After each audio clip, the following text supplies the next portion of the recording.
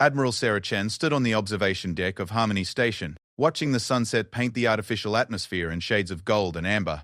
Below her, representatives from 47 different species walked through carefully maintained gardens, their children playing together in perfect harmony. The sight never failed to fill her with pride. 3,000 years. That's how long it had been since the last galactic war, and humanity had been instrumental in every peace treaty, every ceasefire, every moment of reconciliation that had led to this golden age. The Galactic Confederation stretched across 12 spiral arms, encompassing millions of worlds, and not a single shot had been fired in anger for longer than most civilizations had existed. "Admiral Chen," came a voice behind her. She turned to see Commander James Rodriguez, her aide-de-camp, approaching with a concerned expression. In his hands was a data pad that seemed to glow with urgent priority markers. "We've received a transmission from the Outer Rim, Priority Alpha." Sarah took the pad, her trained eyes immediately scanning the encrypted message. The color drained from her face as she read the words that would change everything. The Zephyrian Collective, a previously unknown empire from beyond the galactic edge, had sent an ultimatum to the Confederation. Their message was simple, direct, and utterly shocking in its arrogance. The aliens demanded the immediate surrender of all human colonies, the dissolution of human military forces, and the transfer of all human technology to their empire. They gave humanity 72 hours to comply. If not, they would begin what they called the cleansing of the weak species. Sarah read the message 3 times, each reading making her angrier than the last. The Zephyrians had clearly studied human history, but they had drawn all the wrong conclusions. They saw humanity's 3 millennia of peacekeeping, of building schools instead of fortresses, of turning weapons into tools of exploration, and they had decided humans were soft. "Commander Rodriguez," Sarah said, her voice carrying a cold edge that her subordinate had never heard before. "Activate Protocol 7, full military mobilization, and send a message to Earth Command. Tell them the garden party is over." Rodriguez hesitated. Protocol 7 hadn't been activated in 3,000 years. Most people alive today didn't even know it existed. "Ma'am, are you certain? The Confederation Council will need to approve any military action. The peace treaties require—" "The peace treaties were written for civilized species," Sarah interrupted. "These Zephyrians have made it clear they don't intend to be civilized. Get me President Morrison on priority channel." "And Rodriguez?" She turned to face him fully, and he saw something in her eyes that made him step back involuntarily. "Start pulling our people back from the outer colonies. All of them. If the Zephyrians want a war, they're going to get one. But first, we need to make sure every human citizen is somewhere safe." The next 72 hours passed in a blur of activity that the galaxy hadn't seen in millennia. Human ships, previously configured for exploration, scientific research, and humanitarian aid, began streaming toward hidden shipyards that most aliens didn't even know existed. The Terran Defense Force, which had been reduced to what most species considered a ceremonial role, suddenly swelled with volunteers. Dr. Elena Vasquez, head of the Confederation's Department of Xenological Studies, was in her office on New Geneva when the mobilization began.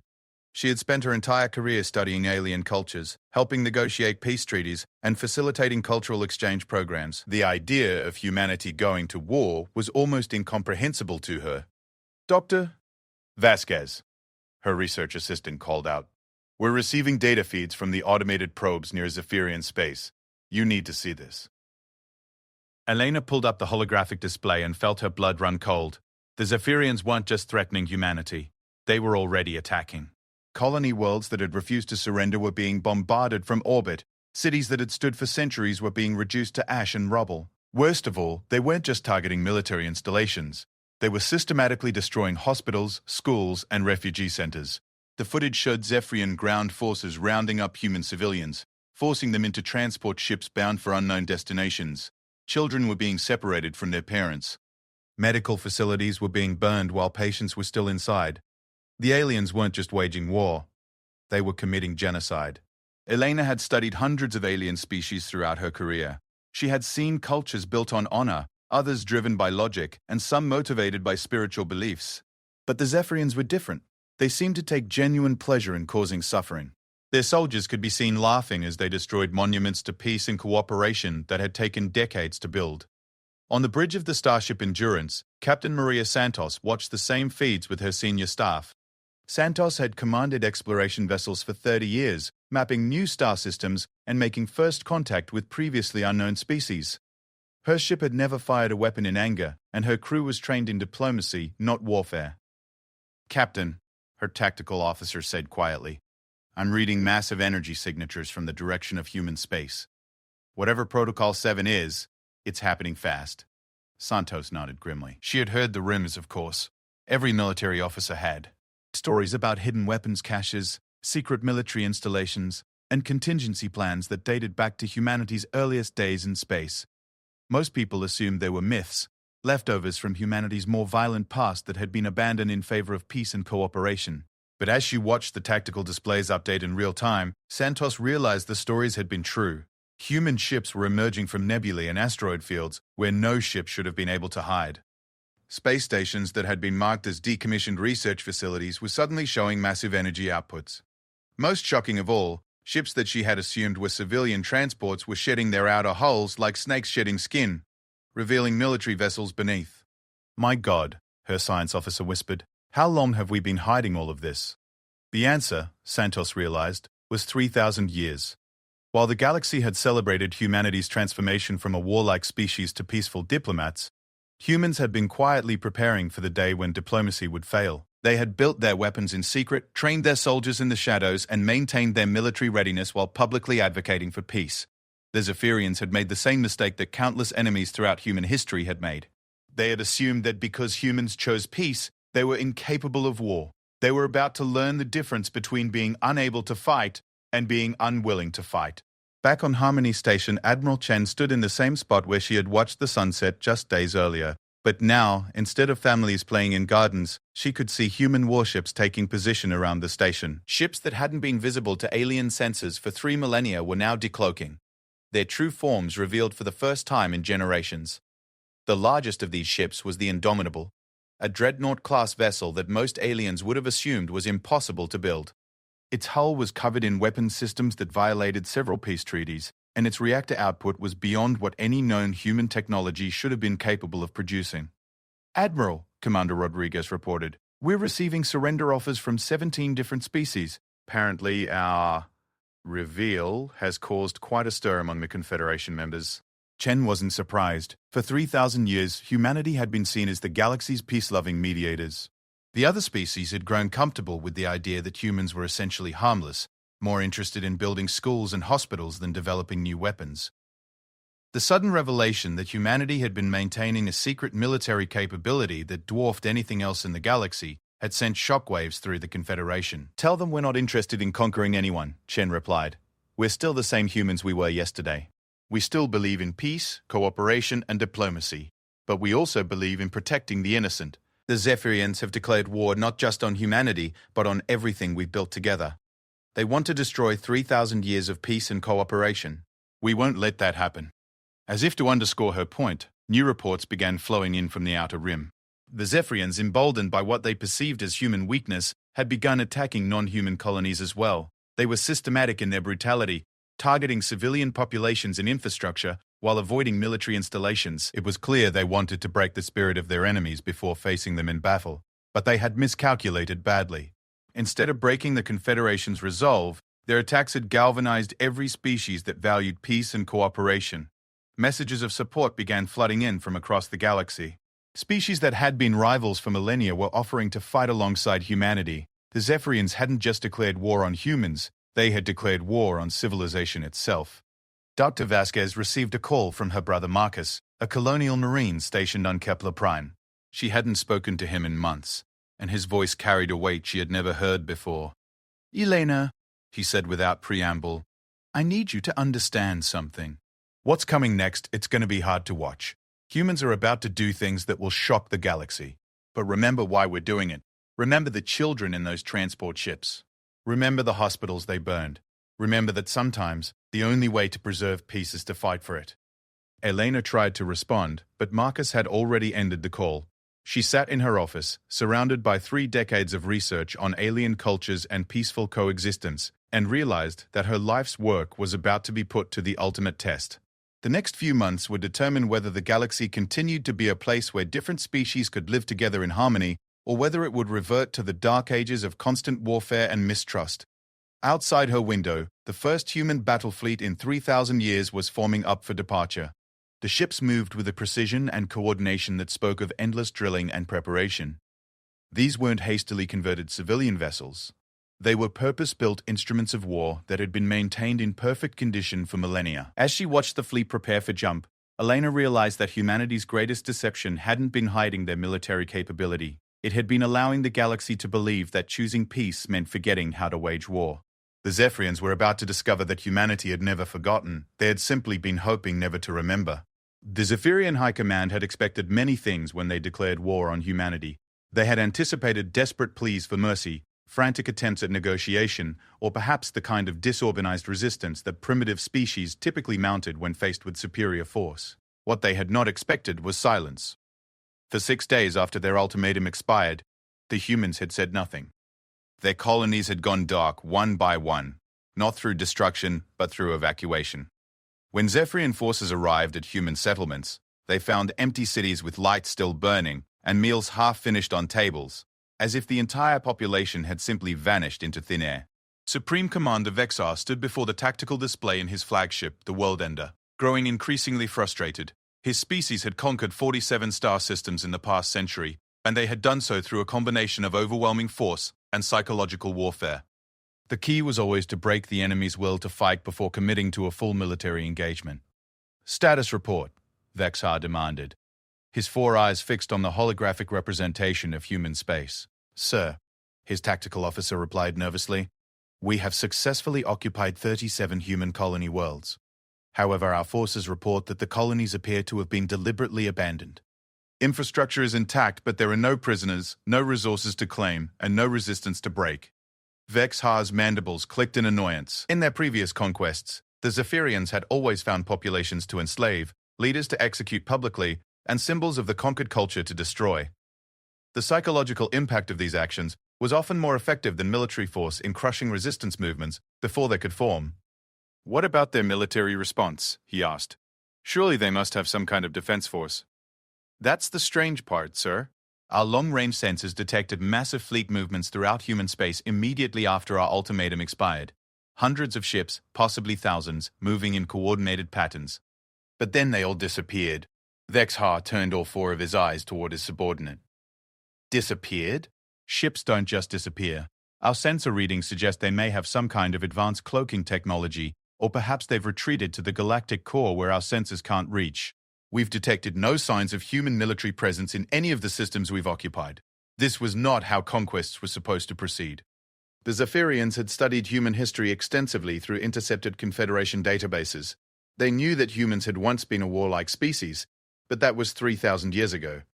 Modern humans were soft, diplomatic, more interested in building schools than fortresses. They should have been easy to break. "Sir," the communications officer interrupted. "We're receiving a transmission on all frequencies. It's from the humans." "Put it through," Vexar ordered, expecting to finally hear the desperate surrender he had been waiting for. The main display flickered, and suddenly they were looking at a human female in military uniform. She appeared to be standing on the bridge of a starship, though the background was completely black, making it impossible to determine her location. "Greetings, Supreme Commander Vexar," the woman said calmly. "I am Admiral Sarah Chen of the Terran Defense Force. I believe we need to talk." Vexar stepped forward, his massive form towering over the display console. "Human, you will address me as Supreme Commander or Your Imperial Magnificence. You have precisely 30 seconds to announce your unconditional surrender before I begin executing prisoners." Admiral Chen's expression didn't change. "That would be difficult since you don't have any prisoners. In fact, you don't have any humans at all in your occupied territories. We evacuated them all 6 days ago." "Lies!" Vexar roared. "My forces control 37 human worlds." "Your forces control 37 empty worlds," Chen corrected. "Which brings me to why I'm calling. You've made several significant miscalculations about humanity, and I thought it would be polite to correct them before this situation escalates further." The audacity of this human female was astounding. She was speaking to the Supreme Commander of the Zephyrian Collective as if she were in a position to make demands, not surrender. Vexar's combat hormones began flooding his system, a biological response that had served his species well in their rise to dominance. "Your first mistake," Chen continued, apparently oblivious to Vexhar's growing rage, was assuming that because we chose peace, we had forgotten how to wage war. We haven't forgotten, we've been practicing. Before Vexhar could respond, alarms began blaring throughout the bridge of the World Ender. His tactical officer was frantically working at his console, his skin changing colors in a pattern that indicated extreme stress. Sir. We have massive sensor contacts. Ships decloaking throughout the fleet. Vexhar spun toward the main tactical display and felt something he hadn't experienced in decades. Fear. Human warships were materializing from empty space all around his fleet. Not just a few ships, but hundreds of them. Vessels that were larger and more heavily armed than anything in the Zephyrian fleet database. You see, Admiral Chen continued conversationally, we've had 3,000 years to prepare for this conversation. 3,000 years to study every military engagement in galactic history, to analyze every tactical innovation, to perfect every aspect of warfare while publicly advocating for peace. Did you really think we spent all that time building schools and hospitals? The largest of the human ships was a monster that dwarfed even the World Ender. Its hull bristled with weapon systems that violated several Confederation treaties, and its energy signature was beyond anything the Zephyrians had thought possible. According to their sensors, the ship's reactor was producing more power than some stars. Sir, the tactical officer reported, his voice barely a whisper, the human ships are not targeting us. They're just there. Waiting.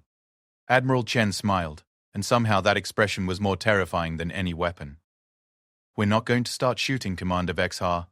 That would be rude. Instead, I'm going to give you the same opportunity you gave us.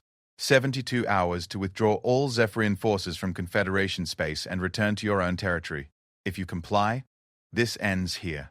If not, the transmission ended abruptly, leaving the bridge of the World Ender in stunned silence. Vexhar stared at the tactical display, trying to process what he was seeing. The human fleet wasn't moving, wasn't making any aggressive gestures. They were simply there, surrounding his forces with overwhelming firepower and waiting for his response.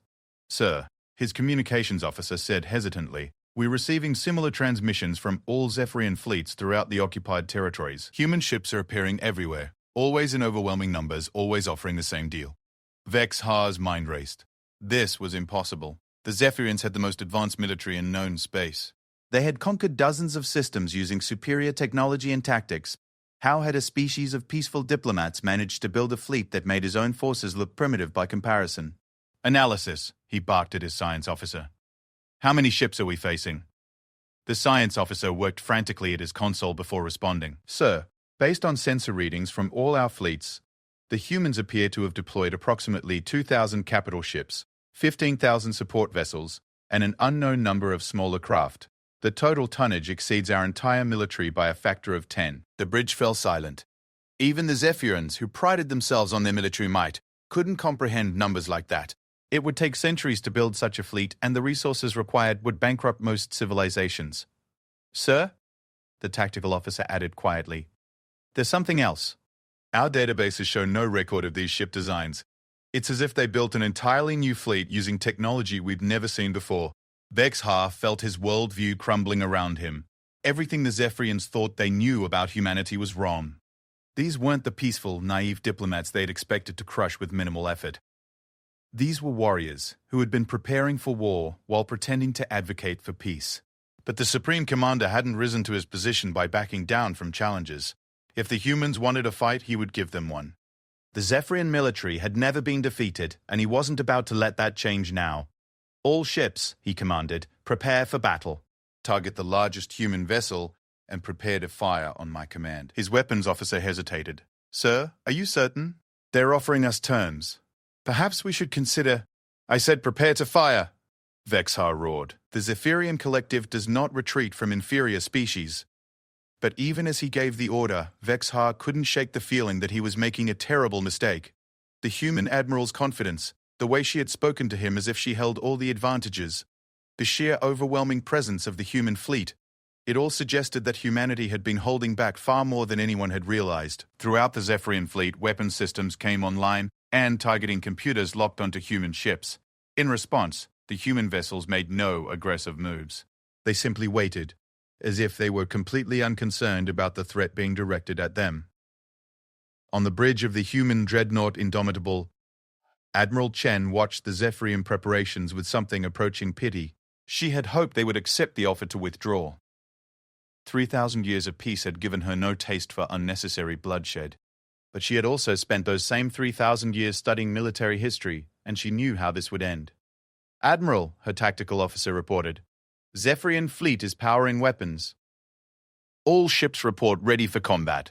"Very well," Chen replied sadly. "Signal all ships." Protocol 7 is now in full effect. Rules of engagement are weapons-free. Try to disable their ships when possible, but protect our forces first. And remember, people, we're not just fighting for humanity. We're fighting to preserve the peace that took 3 millennia to build. The human fleet moved with a precision that would have been impossible for any other species. Thousands of ships maneuvered in perfect coordination, their movements synchronized down to the microsecond. It was like watching a single organism with thousands of limbs moving in perfect harmony. The Zephyrians fired first, launching everything they had at the human fleet. Energy beams and missile salvos crossed the void between the fleets, striking human shields with tremendous force. For a moment, it seemed as if the Zephyrian attack might actually inflict some damage, but the human shields held. Not just held, they barely flickered under the assault that should have been capable of destroying entire planets. The human ships absorbed the full fury of the Zephyrian fleet and emerged completely unscathed. Then, humanity fired back. The return volley was not the overwhelming barrage that the Zephyrians might have expected. Instead, it was a series of precisely targeted shots that struck each Zephyrian ship with surgical accuracy. Weapons systems exploded, engines went dark, life support systems failed in non-critical areas. Within minutes, the entire Zephyrian fleet was crippled but intact, their crews alive but helpless.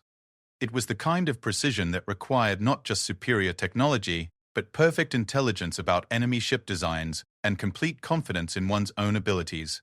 The humans hadn't just defeated the Zephyrian fleet, they had demonstrated their total technological superiority while minimizing casualties. Supreme Commander Vexar stared at his dead control consoles in disbelief. The battle hadn't lasted 5 minutes. His entire fleet, the pride of the Zephyrian military, had been reduced to floating scrap metal by an enemy that had barely exerted itself. The main display flickered back to life, showing Admiral Chen once again. This time, she wasn't smiling. "Supreme Commander," she said quietly, "you now have 71 hours and 53 minutes to withdraw from Confederation space. I strongly suggest you use them wisely. The next time we meet, I may not be feeling quite so generous." As the transmission ended, Vexar realized that the Zephyrians hadn't just picked a fight with humanity. They had declared war on a species that had spent 3,000 years becoming the most dangerous predator in the galaxy, while convincing everyone else they were harmless prey. The humans hadn't forgotten how to fight. They had simply been waiting for a worthy opponent. Supreme Commander Vexar had exactly 12 hours left in his ultimatum when he made the decision that would doom his species.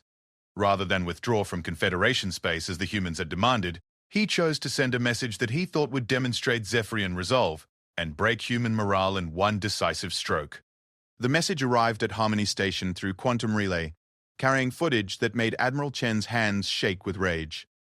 The Zephyrians had found a human refugee convoy that hadn't made it to the evacuation zones in time. 200,000 civilians, mostly families with children, fleeing the Outer Rim colonies in converted cargo ships never designed for warfare. The footage showed Zephyrian fighters systematically destroying the defenseless transports, but they weren't doing it quickly. They were taking their time, targeting life support systems first, letting the ships drift helplessly in space before delivering killing shots. The cameras lingered on the faces of human children pressed against viewports, crying for help that would never come. "Sir," Commander Rodriguez said quietly, "the convoy was transmitting on emergency frequencies. They were broadcasting their civilian status, requesting safe passage. The Zephyrians ignored them completely." Chen watched the footage 3 times, her expression growing colder with each viewing. When she finally spoke, her voice carried a tone that made even her most senior officers step back. "Rodriguez, send a message to all fleet commanders. Tell them the rules have changed. The Zephyrians want to see what happens when they target human civilians. They're about to find out." Throughout human space, the message went out on frequencies that hadn't been used in 3,000 years. Ancient protocols were activated, code phrases spoken that awakened systems that had been sleeping since humanity's earliest days among the stars. The Terran Defense Force had been impressive enough to shock the galaxy, but what emerged from the shadows now was something else entirely. Captain Maria Santos was aboard the exploration vessel Endurance when the new orders came through. Like most human ships, the Endurance had been configured for peaceful operations, its scientific equipment and diplomatic facilities taking up most of the available space. But when the activation codes arrived, hidden systems throughout the ship came online. "Captain," her chief engineer reported with barely concealed awe, "the ship is changing. I'm reading massive power fluctuations throughout the hull. Systems I didn't know existed are coming online." Santos nodded grimly. She had heard the stories, passed down quietly through generations of military officers. Stories about humanity's true capabilities, hidden away in case they were ever needed again. She had always assumed they were myths designed to boost morale. She was discovering she had been wrong. The Endurance shuddered as hidden armor plating extended from concealed compartments throughout the hull. Weapon systems that had been disguised as sensor arrays revealed their true nature, while her peaceful exploration ship transformed into something that would have given Zephyrian admirals nightmares. But the physical transformation was nothing compared to what was happening to the crew. Santos watched her people, scientists, diplomats, cultural specialists, as their training took over. Training they had received in secret, preparing for a day everyone had hoped would never come. Dr. Elena Vasquez felt it too, aboard the research station New Geneva. The xenological specialist who had spent her career studying alien cultures for peaceful cooperation was accessing files she had never known existed. Technical specifications for Zephyrian physiology, psychological profiles based on decades of covert observation, tactical assessments of their military capabilities and strategic weaknesses. "My God," she whispered as she read through the intelligence reports. "We've been watching them for decades. We know everything about them. Their biology, their culture, their technology, their military doctrine. We've been preparing for this war since before they even knew we existed."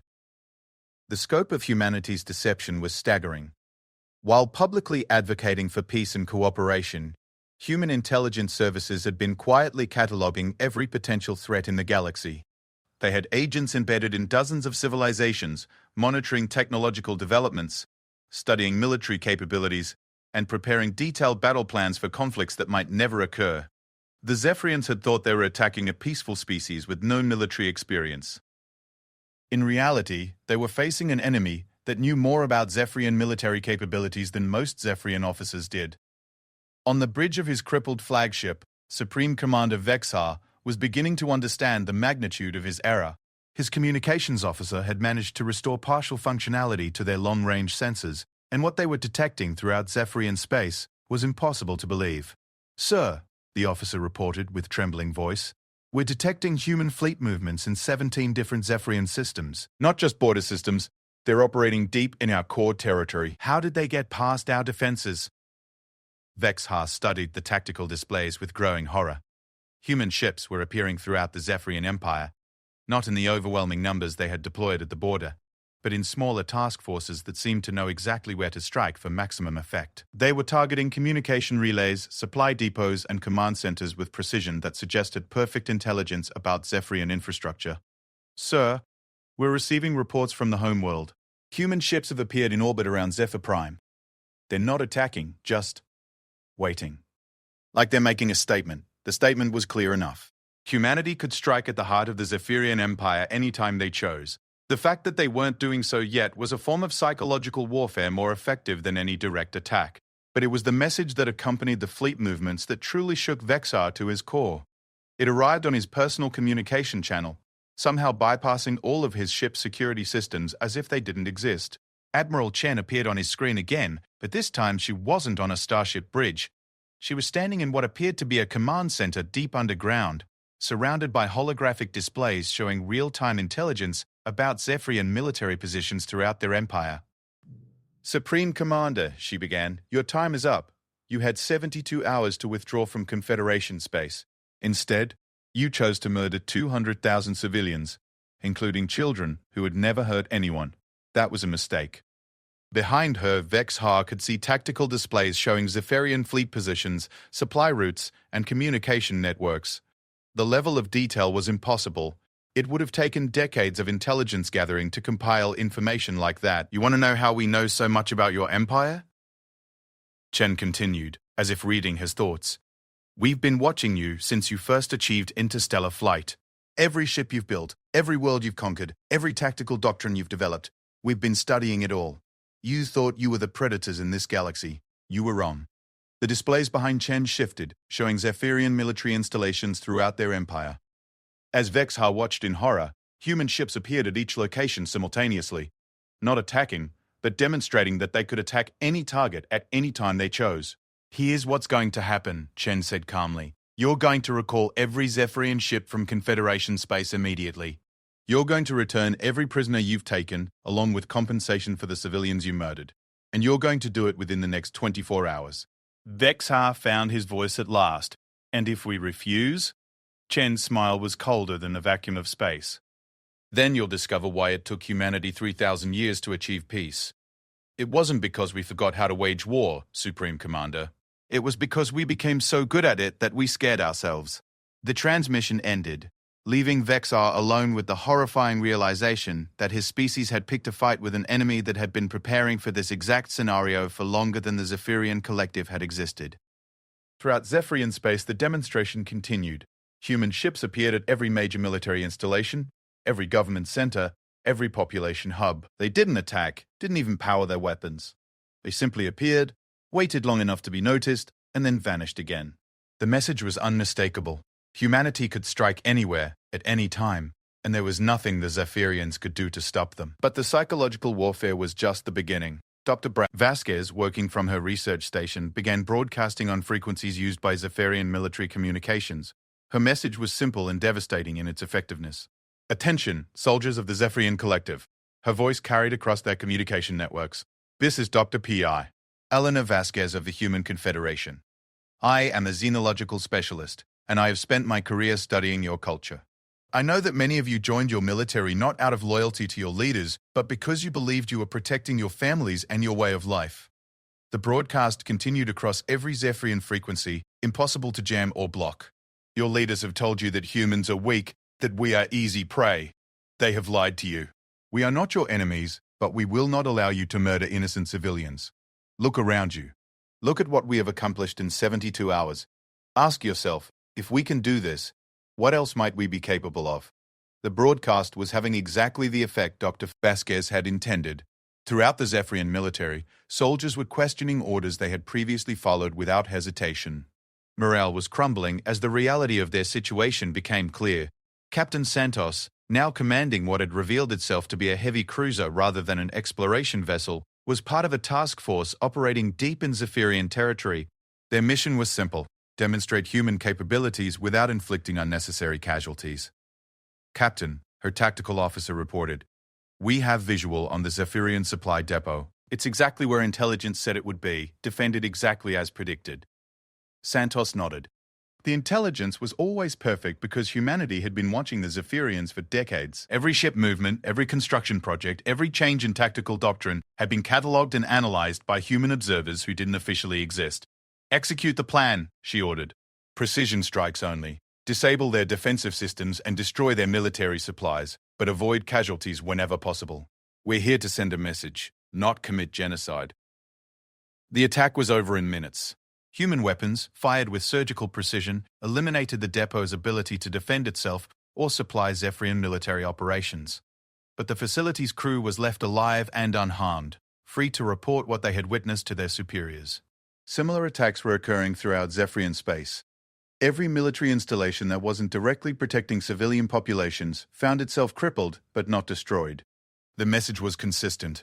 Humanity could destroy the Zephyrian military anytime they chose, but they were choosing restraint. It was a form of psychological warfare that the Zephyrians had never encountered. Most species, when demonstrating superior force, would have simply destroyed everything in sight to maximize terror. Humanity was doing something much more sophisticated and much more terrifying.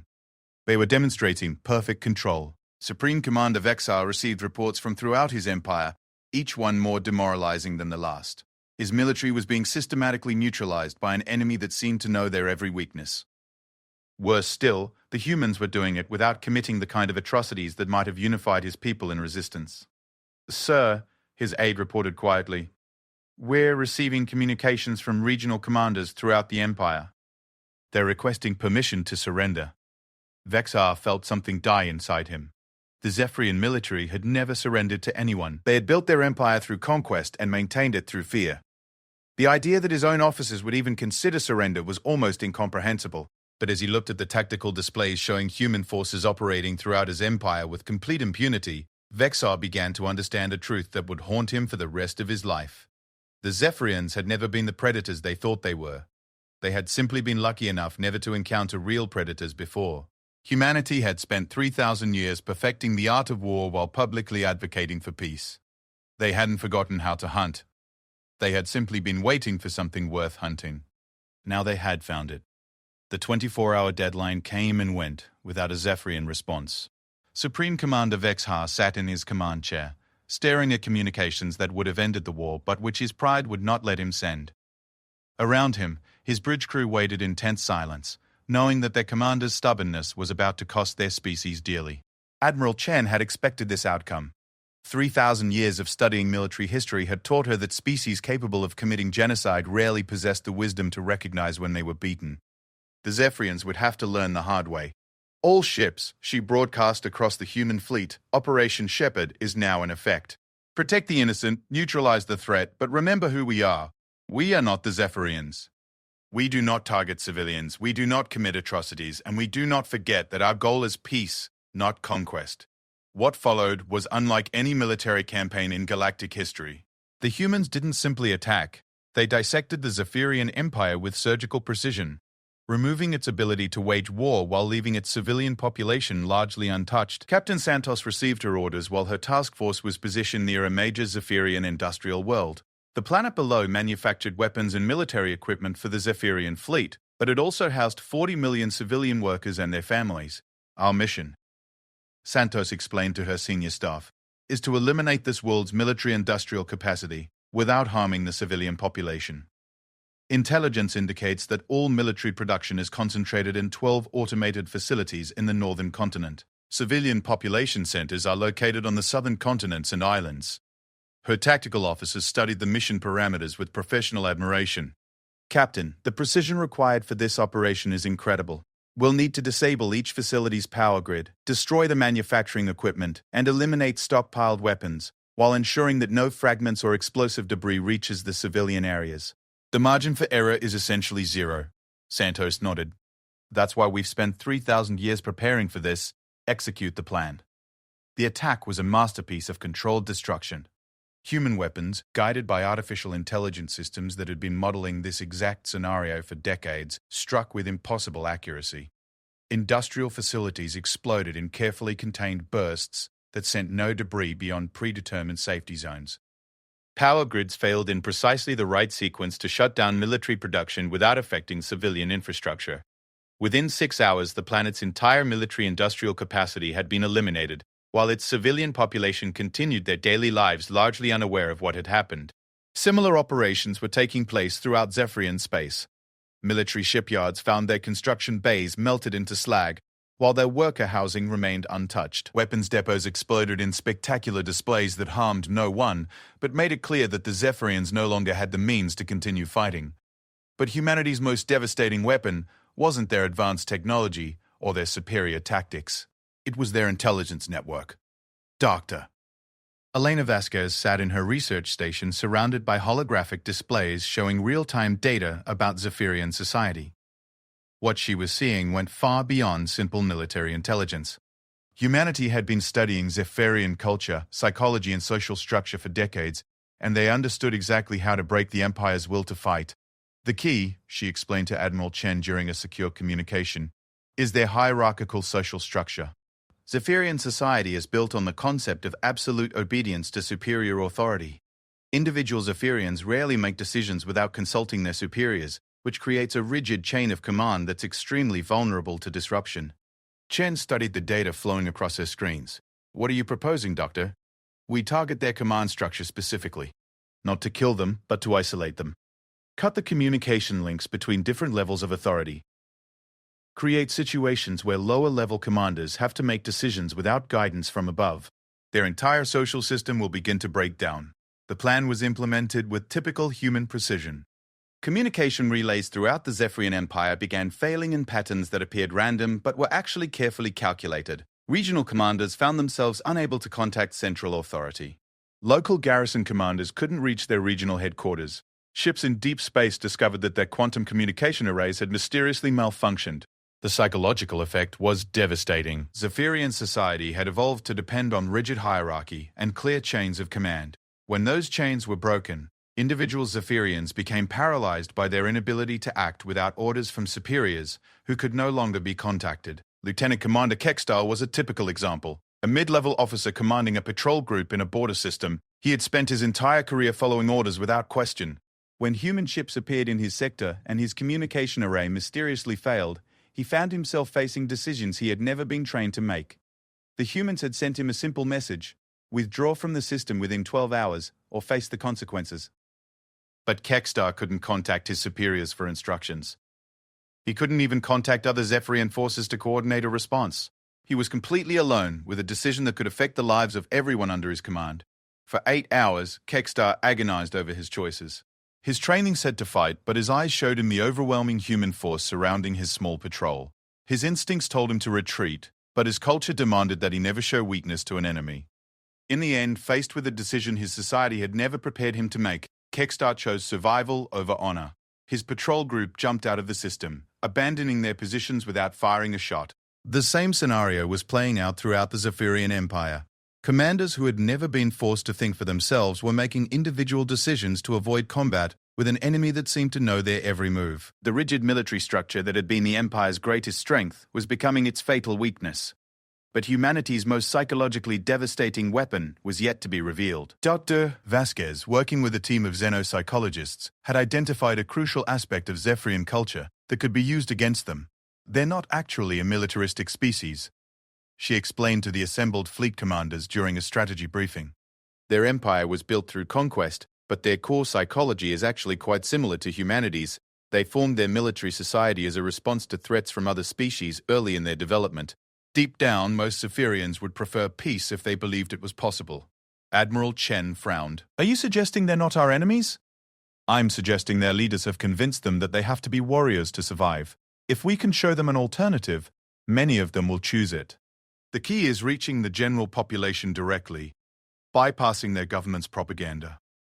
The psychological operation that followed was unprecedented in its scope and sophistication. Human broadcasting systems, previously undetected by Zephyrian sensors, began transmitting directly into Zephyrian civilian networks.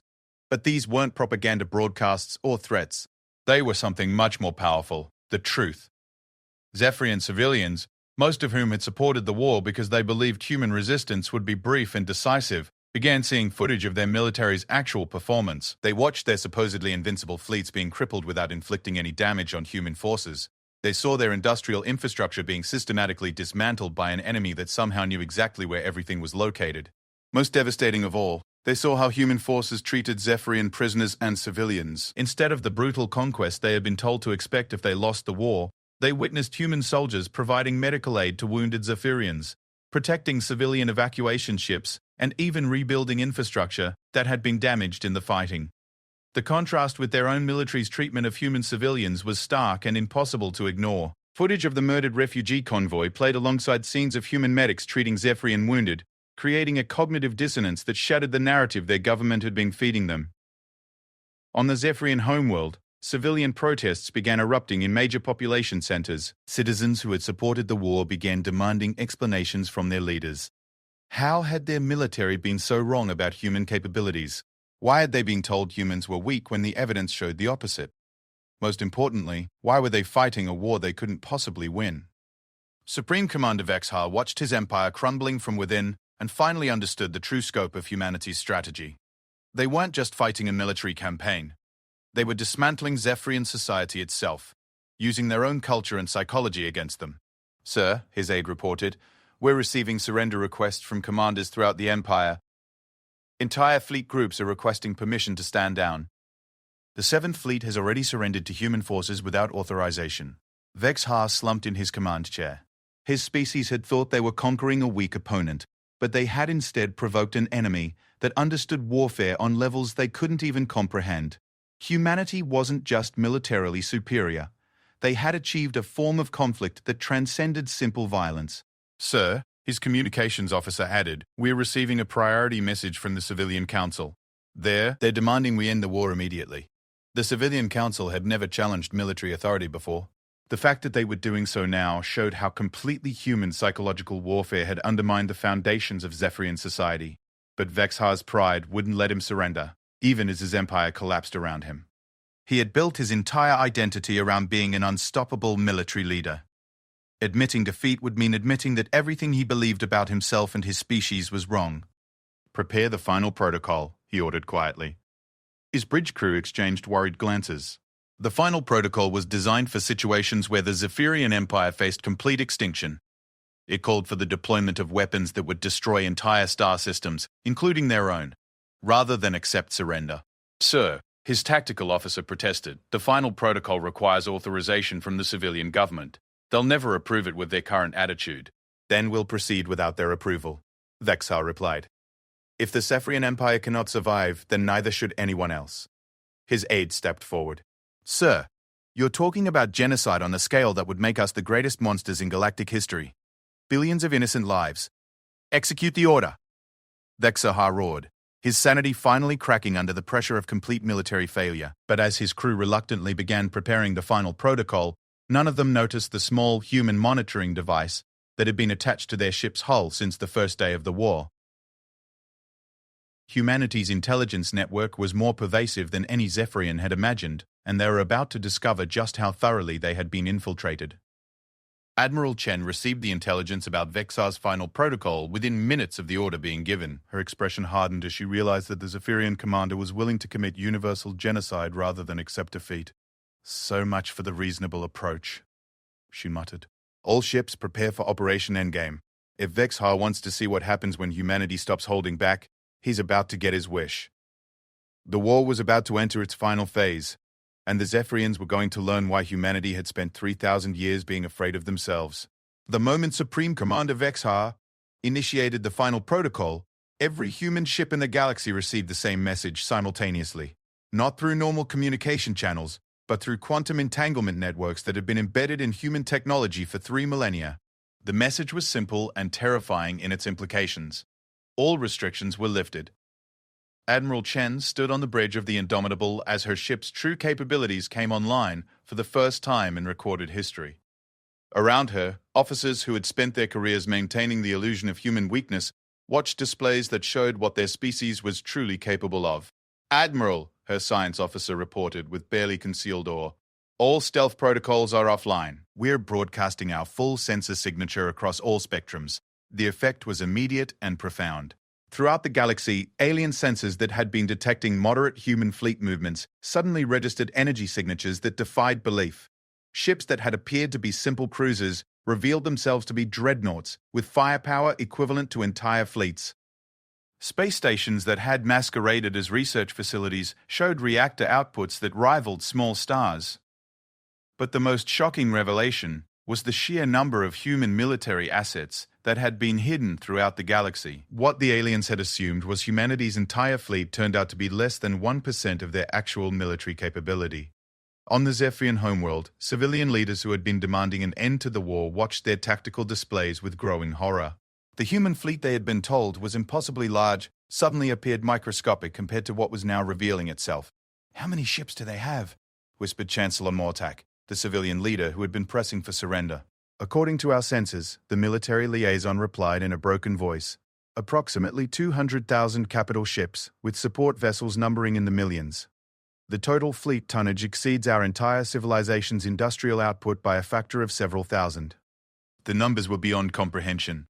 It would have taken the Zephyrians 50,000 years to build such a fleet, assuming they devoted their entire civilization to nothing but military production. Humanity had built it while publicly advocating for peace and cooperation. But numbers alone weren't what made humanity's true capabilities so terrifying. It was the coordination, the precision, the perfect synchronization of a military machine that had been operating in the shadows for 3,000 years. Every human ship moved in perfect harmony with every other human ship, regardless of their location in the galaxy. It was like watching a single organism with millions of limbs. Dr. Elena Vasquez, monitoring the psychological impact of humanity's revelation from her research station, was documenting the collapse of Zephyrian morale in real time. Across their empire, military units were surrendering without orders, civilian populations were demanding immediate peace negotiations, and government officials were fleeing their posts rather than face the consequences of their species' actions. It's not just the military superiority, she explained to Admiral Chen during an emergency briefing. They're experiencing a complete ontological shock. Everything they believed about themselves, about humanity, about the nature of power in the galaxy has been proven wrong simultaneously. Their entire worldview is collapsing. But in his flagship, Supreme Commander Vexhar had passed beyond rational thought. Faced with evidence that his species had never been anything more than an annoyance to humanity, he had retreated into a form of madness that made him more dangerous than ever. "Activate all doomsday devices," he commanded his terrified bridge crew. "If we cannot rule the galaxy, then no one will." The Zephyrian Final Protocol was indeed impressive by galactic standards. Planet-killing weapons that could sterilize entire star systems deployed from hidden installations throughout their empire. If activated simultaneously, they could destroy hundreds of worlds, including many with billions of civilian inhabitants. But Vexhar had made the same mistake that had doomed his species from the beginning. He had assumed humanity hadn't been watching. Captain Santos, now revealed to be commanding a ship that was larger and more powerful than most space stations, received her new orders with grim satisfaction. Her vessel, the Endurance, had been monitoring Zephyrian doomsday installations for decades. Every weapon they possessed, every hiding place they had chosen, every activation protocol they had developed, all of it had been catalogued and studied by human intelligence. "All teams execute simultaneous neutralization," she ordered. "Remember, we're not just preventing genocide, we're demonstrating why humanity chose peace in the first place." Throughout the galaxy, human special operations teams that had been positioned for this exact scenario began moving. Installations that the Zephyrians thought were secret were infiltrated and disabled within minutes. Weapons that had taken decades to build were rendered harmless by enemies who knew their designs better than their creators did. The final protocol, the Zephyrians' last desperate gambit, was neutralized so quickly and completely that most of their own military wasn't even aware it had been attempted.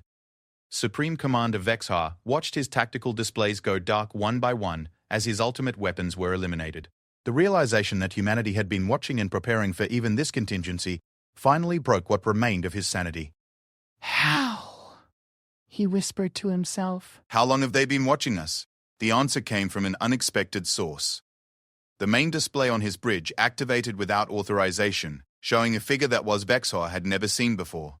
An elderly human male in civilian clothing, sitting in what appeared to be a comfortable study lined with books.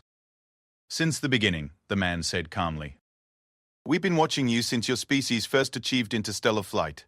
Every ship you built, every world you conquered, every decision your leaders made, we were there, taking notes." Vexhar stared at the screen in confusion. "Who are you?" "My name is Professor Michael Chen. Admiral Chen is my great-great-granddaughter. I'm a historian specializing in xenological military development. I've spent my entire career studying your species, along with 47 others that showed potential for aggressive expansion. The implications were staggering. Humanity hadn't just been preparing for war with the Zephyrians specifically, they had been preparing for war with every potentially hostile species in the galaxy. "You want to know why we chose peace, Supreme Commander?" Professor Chen continued.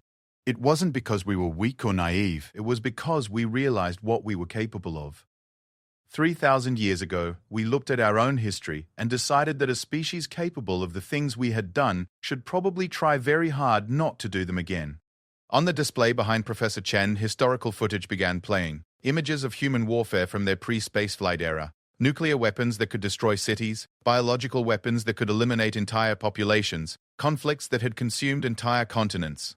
But also images of human cooperation, international aid efforts, peaceful settlements of disputes, the gradual construction of global institutions dedicated to preventing war. "We made a choice," Professor Chen explained. "We could use our capabilities to dominate the galaxy, or we could use them to protect it. For 3,000 years, we chose protection. We built schools instead of fortresses, hospitals instead of weapons factories, research stations instead of military bases. But we never forgot how to build the other things, just in case we needed them." Vexhar found his voice at last. What happens to us now?" Professor Chen's expression softened slightly. "That depends on you. The war is over, Supreme Commander. Your military is defeated, your government is collapsing, and your people are demanding peace. You can continue fighting and force us to do things we'd rather not do, or you can surrender and help us rebuild what you've broken. And if we surrender, then we do what we've always done. We help you build something better.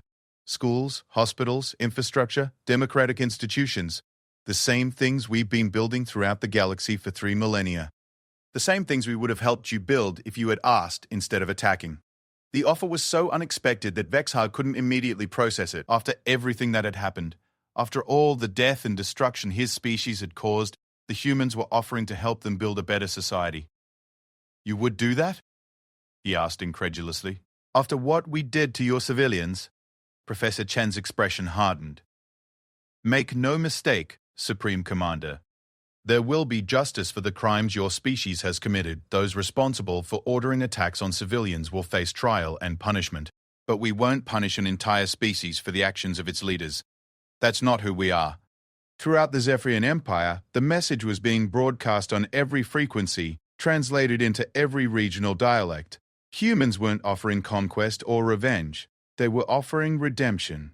The response was immediate and overwhelming. Zephyrian military units that had been preparing for a final desperate battle instead began transmitting surrender codes. Civilian governments that had been fleeing their responsibilities returned to help coordinate the transition. Even some of Vex's own bridge crew began removing their weapons and placing them on the deck in a gesture of surrender. But the Supreme Commander himself remained frozen in his command chair, unable to accept that everything he had believed about power and conquest was wrong. Sir, his aide said gently, it's over. We lost. But maybe that's not such a terrible thing. Vexhar looked around his bridge, seeing his crew's expressions of relief rather than shame. They weren't devastated by defeat. They were grateful that the nightmare was ending. Even his own people had realized that the Zephyrian way of life was built on foundations that couldn't withstand contact with a truly advanced civilization. With trembling hands, Vexhar reached for his communications console and opened a channel to Admiral Chen. This is Supreme Commander Vexhar of the Zephyrian Collective, he said formally. I surrender. Unconditionally. On behalf of my species, I accept full responsibility for our actions and submit to whatever justice you deem appropriate. Admiral Chen's response was immediate and carried a tone of relief that surprised him. Surrender accepted, Supreme Commander. Medical ships are already en route to assist with wounded personnel. Humanitarian aid vessels are being dispatched to worlds affected by the fighting, and construction ships are standing by to help rebuild what was damaged. The war that had threatened to destroy galactic civilization was over, ended not by conquest, but by the overwhelming demonstration that true strength came from the choice to protect rather than dominate. In the weeks that followed, the galaxy witnessed something unprecedented. The integration of a former enemy species into the Confederation through cooperation rather than subjugation. Human engineers worked alongside Zephyrian technicians to rebuild damaged infrastructure. Human doctors treated Zephyrian wounded without regard for their former hostility. Human teachers began establishing schools on Zephyrian worlds, offering education in technologies and philosophies that could help them build a better society. But perhaps the most important lesson came from humanity's response to victory itself. Despite possessing the capability to dominate the entire galaxy, humans chose instead to return to their role as peacekeepers and builders. The massive military fleet that had shocked the galaxy began converting back to civilian roles: exploration vessels, research ships, hospital ships, and construction platforms. Dr. Freud, Elena Vasquez, now serving as a cultural liaison helping Zephyrian society adapt to peaceful coexistence, often reflected on the deeper meaning of what had occurred. Humanity hadn't just won a war. They had demonstrated that true civilization was measured not by the ability to destroy, but by the wisdom to choose creation over destruction. The galaxy had learned that the most dangerous predator wasn't the one that chose to hunt, but the one that chose not to hunt, and spent 3,000 years becoming so skilled at it that no prey could possibly escape if they changed their mind. Humanity had smiled when the Zephyrians declared war, not because they were arrogant or bloodthirsty, but because they had finally found a species that needed to learn the same lesson humanity had learned long ago. True strength comes not from the power to destroy, but from the wisdom to build instead. The Age of Peace hadn't ended with the Zephyrian War. It had been proven strong enough to transform even its greatest threat into another guardian of the civilization that all species had built together.